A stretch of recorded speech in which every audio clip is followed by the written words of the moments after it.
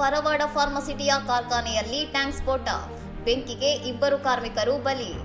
ವಿಶಾಖಪಟ್ಟಣಂನ ಅನಕಪಲ್ಲಿ ಜಿಲ್ಲೆಯ ಪರವಾಡ ಫಾರ್ಮಸಿಟಿಯಲ್ಲಿರುವ ದಕ್ಷಿಣ್ ಎನರ್ಜಿ ಕಂಪನಿಯಲ್ಲಿ ಮಂಗಳವಾರ ನಸುಕಿನ ಜಾವ ಸಂಭವಿಸಿದ ಭೀಕರ ಅಗ್ನಿ ಅವಘಡದಲ್ಲಿ 2 ಕಾರ್ಮಿಕರು ಮೃತಪಟ್ಟಿದ್ದಾರೆ.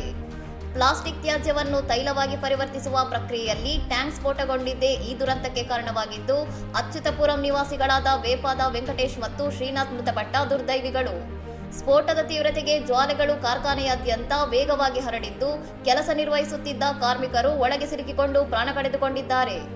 ಮಾಹಿತಿ ತಿಳಿಯುತ್ತಿದ್ದಂತೆಯೇ ಅಗ್ನಿಶಾಮಕ ದಳದ ಸಿಬ್ಬಂದಿ ಸ್ಥಳಕ್ಕೆ ದೌಡಾಯಿಸಿ ಬೆಂಕಿಯನ್ನು ನಿಯಂತ್ರಣಕ್ಕೆ ತಂದಿದ್ದು, ಪೊಲೀಸರು ರಕ್ಷಣಾ ಕಾರ್ಯಾಚರಣೆ ಕೈಗೊಂಡಿದ್ದಾರೆ. ರಾಜ್ಯ ಗೃಹ ಸಚಿವೆ ವಂಗಲಪುಡಿ ಅನಿತಾ ಅವರು ಘಟನೆಯ ಬಗ್ಗೆ ತೀವ್ರ ಆಘಾತ ವ್ಯಕ್ತಪಡಿಸಿದ್ದು, ಜಿಲ್ಲಾಧಿಕಾರಿ ಮತ್ತು ಪೊಲೀಸ್ ವರಿಷ್ಠಾಧಿಕಾರಿಗಳೊಂದಿಗೆ ಪರಿಸ್ಥಿತಿಯನ್ನು ಪರಾಮರ್ಶಿಸಿದ್ದಾರೆ.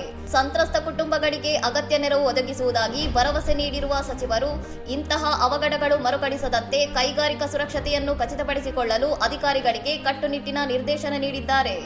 ಇನ್ನಷ್ಟು ಸುದ್ದಿಗಳಿಗಾಗಿ ನೋಡ್ತಾ ಇರಿ ಸೌರಂ ಟಿವಿ.